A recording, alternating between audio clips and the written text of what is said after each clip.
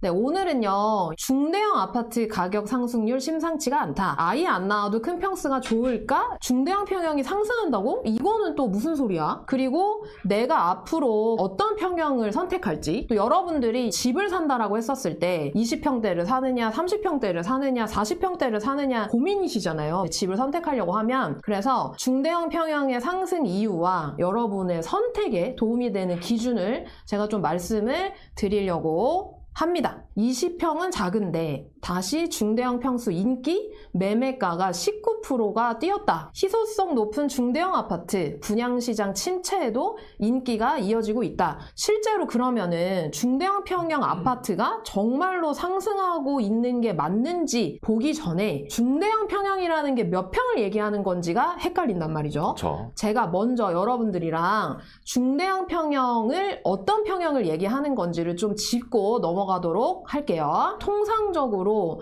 평형을 나눌 때 세 가지로 나누거든요. 첫 번째는 중대형, 그 다음에 두 번째는 중소형, 그 다음에 세 번째는 소형입니다. 아파트 평형을 보면 공급 면적이 있고 그 안에 전용 면적이 있거든요. 전용 면적은 뭐냐면 우리가 실제로 아파트 들어가서 거주할 수 있는 면적을 이제 전용 면적이라고 생각을 하시면 돼요. 8호제곱미터를 초과하는 평수가 중대형 평수입니다. 몇 평부터인 거죠, 유디님?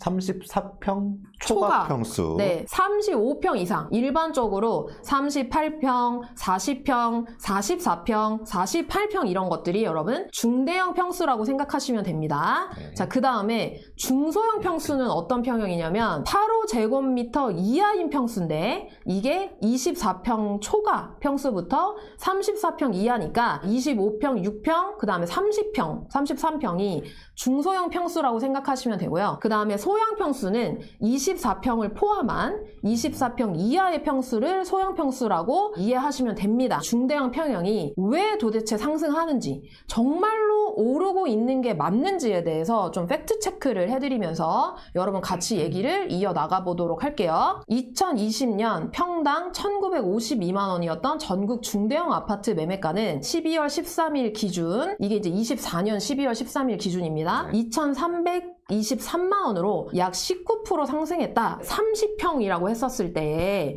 평당 한 370, 80이 올랐다라고 하면 곱하기를 해보면 거의 9천에서 1억 정도가 되는 거예요. 반면 같은 기간 소형은 1,556만 원에서 1,687만 원으로 7.7% 상승했다라고 하니까 24평 이하 평수가 지금 평당 거의 130만 원 정도가 상승을 한 거죠. 24평 기준으로 하면은 여러분 한 3천만 원에서 4천만 원 사이가 올랐다라고 볼 수가 있습니다. 그래서 중대형 평형의 평당가가 실제로 소형보다는 많이 올랐다. 진짜로 정말로 상승한 게 맞나? 라는 거에 대해서 여러분 좀 확인을 같이 해볼게요. 네. 진짜 상승했는지 확인해 볼게요. KB 시세에서 면적별 매매 지수를 나타내고 있는 수치들이 있어요. 거기서 면적을 중대형과 중소형, 소형으로 나눠가지고 같은 기간 동안에 어느 정도 상승했는지를 보여주는 그래프다라고 여러분 생각을 하시면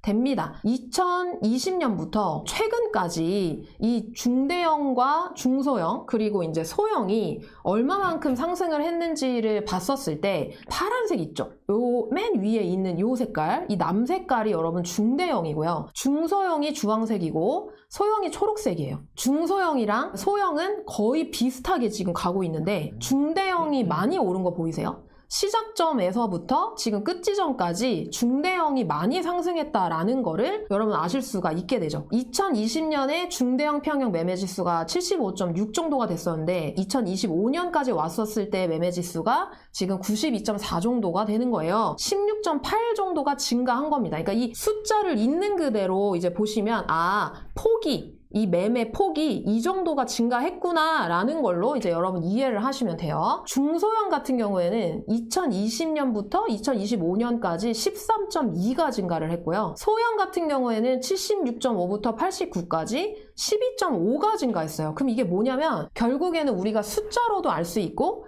이 그래프의 모습으로도 알 수 있는 게 뭐냐?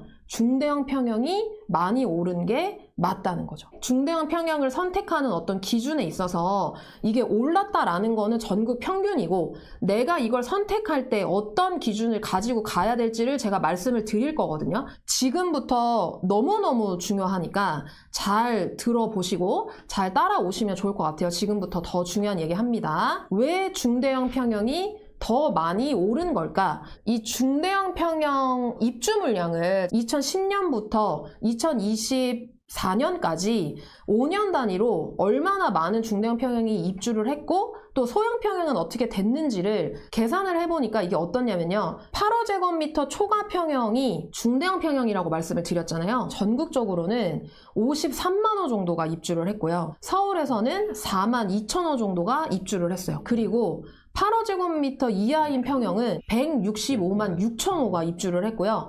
서울 같은 경우에는 31만 8천 호가 입주를 했어요. 양 자체가 여러분 어때요? 압도적으로? 전국적으로도 그렇고 서울 쪽으로도 그렇고 서울 한번 보세요. 서울은 중대형 평형이 4만 2천 호인데 지금 8호제곱미터 이하의 중소형 평수가 31만 호니까 거의 6배에서 7배 정도가 차이가 나죠. 입주 물량이. 네. 자, 근데 여기서 더 재밌는 건 뭐냐면 여기에서만 중대형 평형이 입주가 적었던 게 아니고요. 이게 계속 이어집니다. 여러분 봐보세요.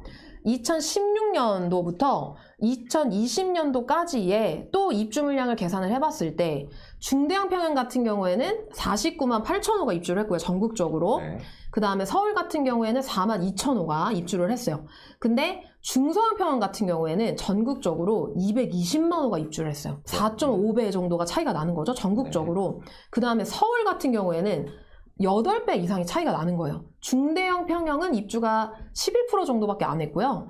그 다음에 중소형 평형 같은 경우에는 90%를 다 중소형 평형으로 입주를 시켜버린 거죠. 다시 또 이어지는 거예요. 2021년도부터 2024년까지 보면 중대형 평형 입주가 전국은 33만 호고요. 그 다음 서울은 3만 호입니다. 네. 근데 중소형 평형 입주가 전국은 또 180만 호 정도가 되고요. 와. 서울은 26만 호 정도가 돼요. 그러니까 거의 중대형 평형과 서울의 입주 물량의 비율이 2010년도부터 2024년까지 15년의 기간 동안에 거의 2대 8의 비율을 해서 중대형 평형의 입주는 2, 중소형 평형의 입주는 8을 해왔다라는 얘기예요. 여러분들 이런 생각이 드실 거예요. 아, 자모님 알겠어요. 이게 중대형 평형 입주가 적었다라는 거 알겠는데 중대형 평형의 매매가 상승과는 어떤 연결이 되는 거죠? 왜 계속 중대형 평형은 입주를 안 시킨 거죠? 라는 것들이 이제 여러분들이 궁금하실 거란 말이에요. 첫 번째부터 제가 말씀을 드리면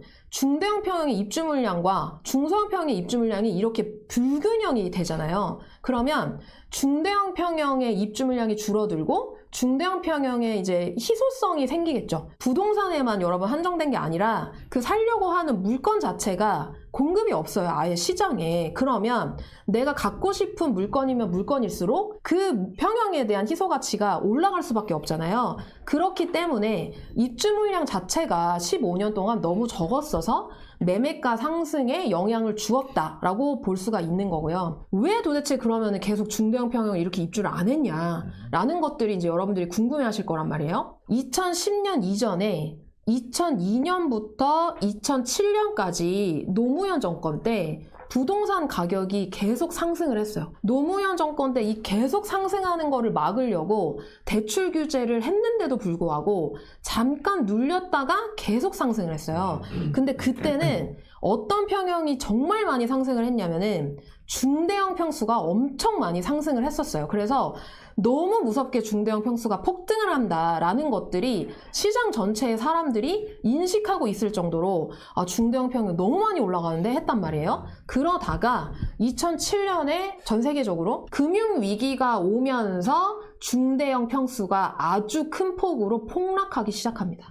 그러면서 그때에 사람들이 부동산 가격이 너무 내려가니까 이게 너무 무서운 거예요. 가격이 너무 빨리 내려가니까 그 이유가 앞 시장에서 중대형 평수가 너무 많이 오르다 보니까 이게 이제 너무 빨리 떨어지게 되는 거죠. 그러면서 사람들이 중대형 평형 너무 많이 떨어지는데 중대형 평형을 샀더니 부동산이 어떻게 되는 거예요? 계속 가격이 너무 많이 떨어지니까 무서운데 네. 그러면서 이제 사람들 인식에 중대형 평형은 어려워 안 돼라는 인식이 생기면서 거기서 1인 가구가 실제로 이제 증가하는 트렌드가 생기면서 중소형 평형에 대한 선호가 생기기 시작한 거예요. 그런데 이 중대형 평형이 그럼 상승하는 이유는 1인 가구가 많이 늘어나는에도 불구하고 중대형 평형의 공급 물량이 압도적으로 작다 보니까 그 상황 안에서 중대형 평형의 이제 매매가가 올라가기 시작을 한 겁니다.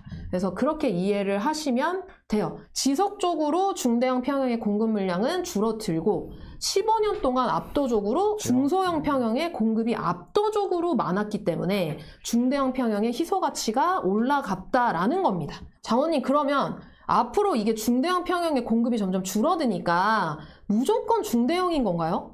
중대형을 사면은 오르나요? 이제 이런 생각들을 여러분들이 하실 수 있고, 아무리 그래도 중대형은 아니지 않나? 이게 사람들이 나는 필요 없는데 중대형 너무 넓은데 이런 생각을 하실 수 있단 말이죠. 어떤 거를 고려하고 여러분 선택을 해야 되는지에 대해서 제가 지금부터 말씀을 드릴게요. 여러분 보세요. 중대형이 중소형 소형보다 많이 오른 게 맞아요. 근데 이것은 전국 평균 수치입니다 라고 했던 거 여러분 기억나십니까? 제가 왜 이 평균 수치라는 거를 강조하냐면 실제로 서울 외곽에 최근에 중대형이 미분양이 난 경우가 있었어요. 네, 그러니까 중대형 공급 물량이 감소하니까 그러면은 중대형은 이제 오르니까 희소 가치가 올라가니까 중대형 선택하면 다 좋은 건가라고 생각을 하시는데 전용 면적 105A, 105B, 105C니까 이게 완전 중대형이란 말이에요. 전용 면적의 이제 중대형 평수의 그 결과를 봤었을 때 1.73 대 1. 그죠? 그 다음에 이제 120C 같은 경우에는 0.68 대 1, 0.75 대 1. 그러니까 이게 무슨 말이냐면요. 미달인 거예요. 1대1도 안 되는 거예요. 여기에 이제 그 분양을 신청한 사람이. 그러니까 이런 경우에는 미분양이 나게 되는 거예요. 그럼 여러분 가격을 보세요. 이 대형 평수가 18억 4,700, 29억 이 정도로 분양을 했단 말이에요.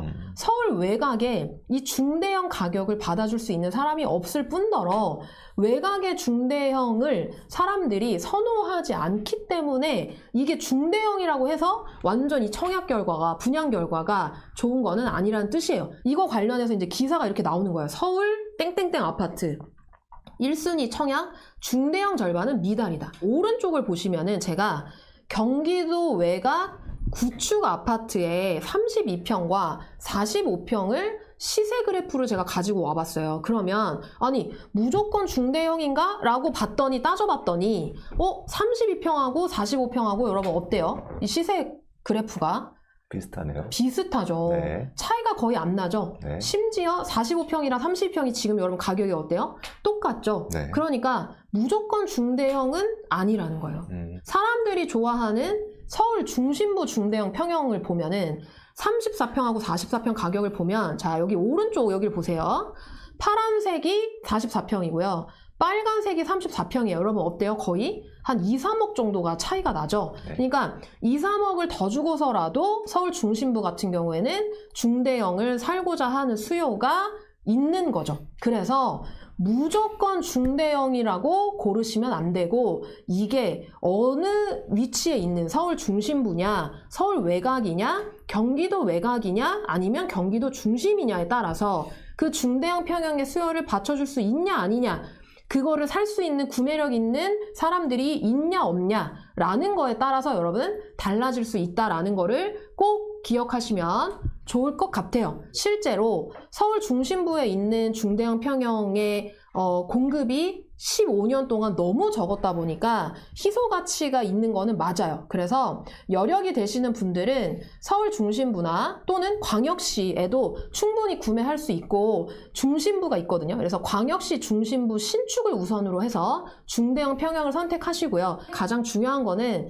수요가 더 많은 쪽으로 선택을 하는 게 여러분들한테 유리한 방향이다라는 것들을 말씀을 드리겠습니다. 중대형이고 소형이고 뭐고 간에 인구가 소멸 중인데 그게 무슨 소용이 있냐라고 이제 댓글을 주셨는데요. 네. 인구가 소멸하고 있으니까 더 중요한 거죠. 사람들이 더 좋아하는 평형을 선택을 해야 되고 사람들이 더 좋아하는 지역을 선택을 해야 되는 거기 때문에 네. 그렇기 때문에 여러분들의 현명한 선택을 위해서는 이 평형에 대한 선호, 평형에 대한 수요도 여러분들이 알고 계시면 도움이 되지 않을까라는 생각이 듭니다. 3인 가족으로 40평대 사는데 인구가 줄수록 대형평수 수요는 더 늘어난다. 집도 많은데 왜 굳이 작은 집에 살겠어요? 라고 하셨어요. 근데 이 부분도 마찬가지로 운명적인 우연님께서 거주하시는 곳은 뭐 3인 가족 분들도 40평대에 거주할 수 있는 여력이 됐을 수도 있지만 수요가 많은 지역, 그 사람들이 되게 거주하고 싶은 지역은